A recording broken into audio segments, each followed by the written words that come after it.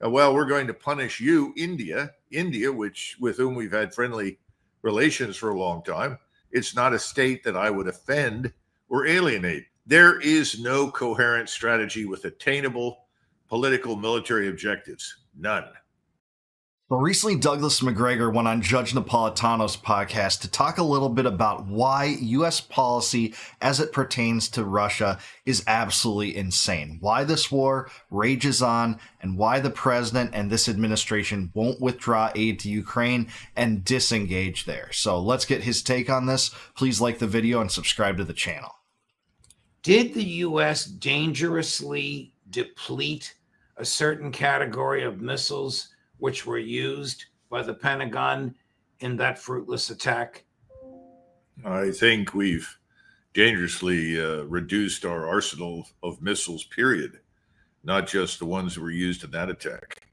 And of course, you're referring to the article that we discussed earlier today, or at least I think I sent it to you. Yes. And what this article reveals is that, we're woefully behind in the production capacity of all these missiles. They were talking about the SM-2 Block 3, which is actually an SM-6 missile now. We can produce, we think, roughly 500 to 600 a year. If you're going to do the kinds of things we are doing, if you're going to risk war, all-out war with anybody today who has any military capability at all, you need to have a production capacity that is 10 times 600.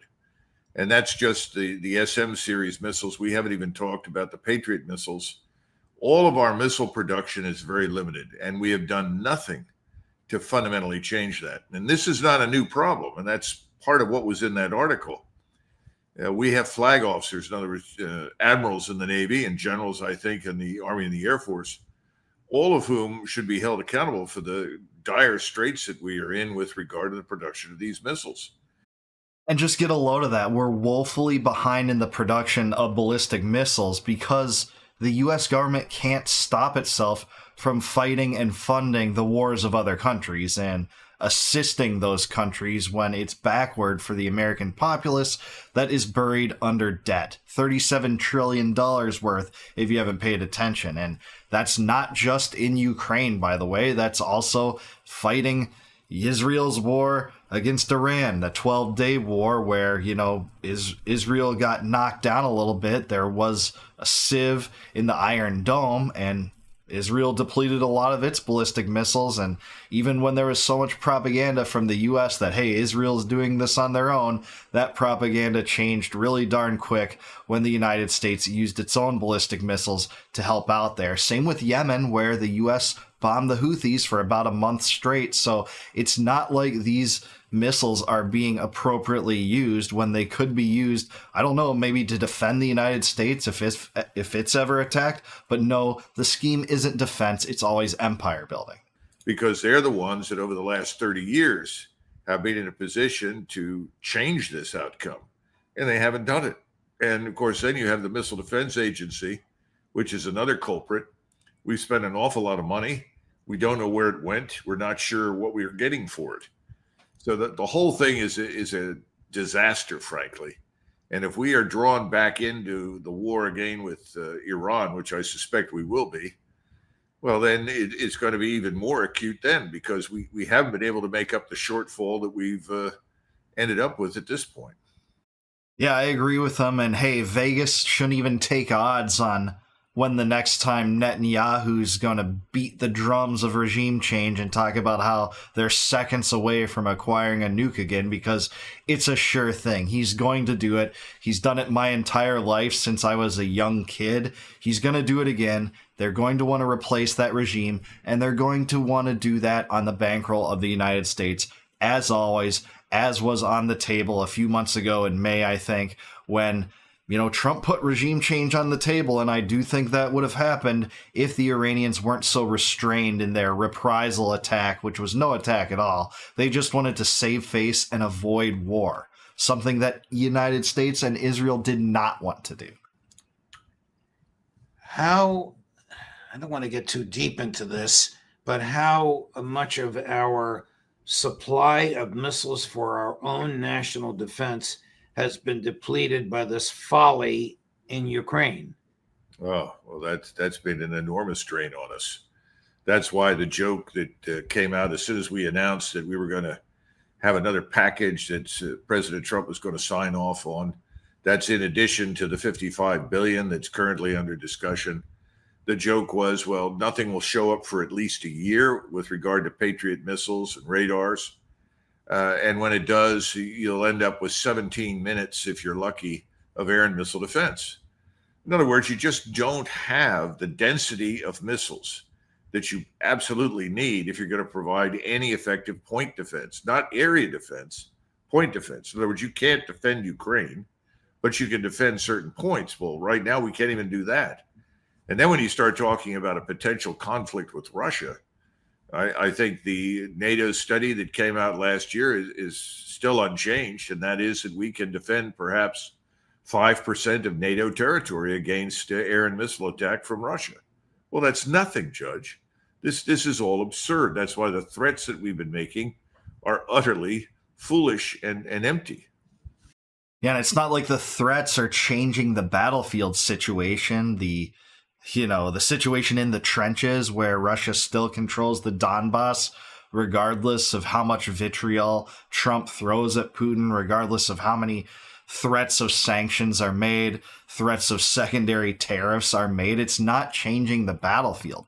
It's milking this war, prolonging it, and it's not known how many exactly the number of ballistic missiles that the United States has given to Ukraine that have been used, because that information is withheld from the public. We only know, scraping the surface how much that's been spent there, and it's about $200 billion. Now, a lot of that has probably been corruptly taken and funneled to, military contractors and, beneficiaries of the war regime like Lockheed Martin and Boeing and Northrop Grumman and Raytheon, as they always are. But it's not even palpable or understandable how many ballistic missiles have been used. But at any rate, it's America last, because it's not defending the United States. It's trying to determine which regime thousands of miles away controls Kherson, Zaporizhia, Luhansk, and Donetsk. Regions that I bet you $1 million, 99% of Americans didn't know prior to 2022, and that might be charitable. If President Trump and Secretary Hegseth unleash this foolish General Donahue to take Kaliningrad, what will happen in response to the American troops in Europe? That's Russian national sovereign territory. So we have to assume that would be regarded as an act of war against the Russian state. If you pay attention to what's happened over the last few weeks in Belarusia, there is an effective unification underway between Russia proper and Belarus. Unification in the sense that Belarusian citizens, there are only 8 million of them, but they can now vote in elections that occur inside Russia. They can hold office inside Russia. In other words, effectively, Belarusian citizens are being given all the rights and privileges of Russian citizenship. In return for this, you have these Orishnik missiles that are also deployed on Belarusian soil. That means that right now, in areas that are just west of Minsk, they can launch missiles against Germany, which would be undoubtedly one of the targets, given the numbers of forces we have in that country. And that would be impossible to stop because they're hypersonic and they would arrive within a few minutes. In other words, you're no longer launching from Russian territory. You're launching from Western Belarusia. So the idea that you're going to successfully overrun and take East Prussia, called Kaliningrad now, is absurd. It's not going to work out that way. Frankly speaking, I don't know of any operation in modern military history where somebody said, we're going to attack this enclave that is heavily defended and we'll take it within the space of a day or two. I mean, it's just sort of absurd to even make such a statement. It's absurd and backward and would provoke a hot war and call for, war propaganda supporting U.S. boots on the ground there for sure. If people aren't aware, Kaliningrad is north of Poland and to the kind of west or southwest of Lithuania. It is sovereign Russian territory and enclave, and you have a U.S. general talking about attacking that and taking that against a nuclear power.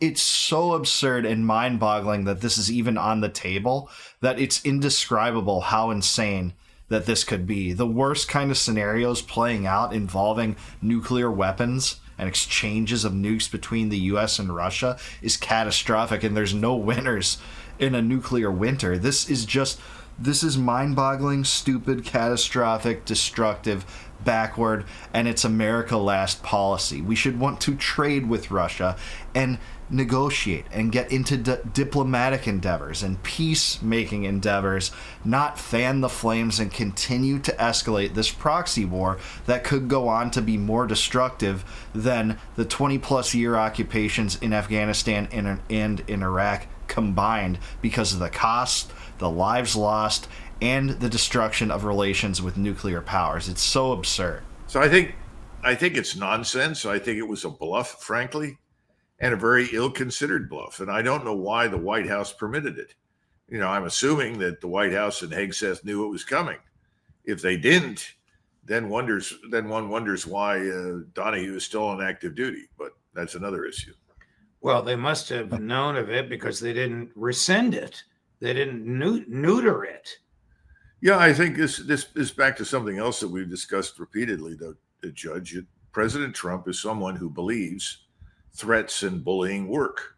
I think this is the product of his New York City life experience and the real estate market. It's the art of the deal, guys, and that's been so successful in Russia or something. And, frankly, if you look at the White House right now and the people running things and surrounding Trump, it looks like the New York City delegation is running our country. So it may be that everyone is of one mind, that threatening and bullying is an inherently good idea and that it works. It's not exclusive to Trump, by the way. Obviously, the neocons have long done this, in the Bush years especially. But yeah, his rhetoric is certainly more erratic and more extreme, I think, when it comes to the rhetoric. The practices put in place are mostly the same. Just keep forever wars going, fund this proxy war, give as much money as Israel wants to Israel. But yeah, the verbosity is certainly different. Stylistically, it's different, but it hasn't led to any better results in terms of peace or prosperity or, the easing of tensions with Russia. That's for sure. I don't see any evidence for that, and I think it's very dangerous, particularly with Russia. But I suspect that may be the mentality at work.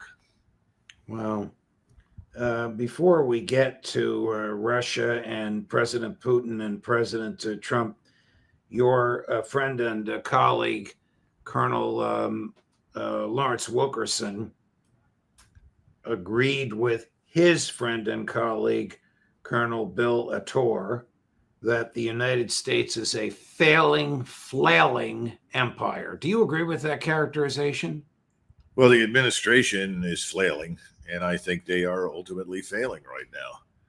And that becomes more and more evident with each passing day. And you can go across the range of issues. There is no strategy for rounding up, evaluating, and expelling illegal aliens. There's nothing going on there. I mean, the stuff that happens is all impulse driven. I see no evidence for a serious effort to deal with the problem on a national level.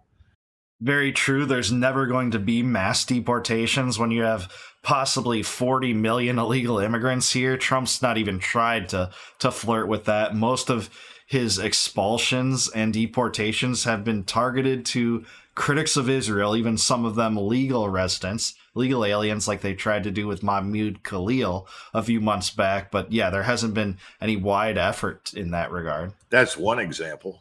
You can go through a number of them, but I think when it comes to our overseas presence, everything is impulse driven with President Trump. There is no strategy. I have never detected any strategy. When he took over as president, I think he's behaved as he has in the past. Now I'm in charge. Everybody has to do what I say. These are my ideas. We're going to go forward and implement them. And when he runs into opposition, he usually backs down. Then he tries something else.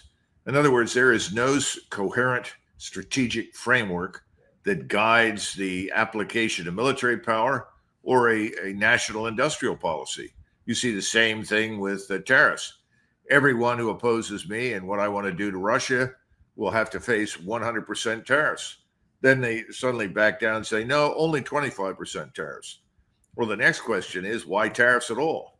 Well, we're going to punish you, India, with whom we've had friendly relations for a long time, that is known to have good relations with Russia. In fact, India is a state you would turn to for help and assistance in communicating your desires, your goals, and interests to Russia. It's not a state that I would offend or alienate, but that's what we've done. And so Mr. Modi has said, thank you very much. We're not interested. Go fly a kite. The Japanese have said, we're going to buy all the oil and gas we want from Russia. It's all part of the same thing. There is no coherent strategy with attainable political military objectives. None.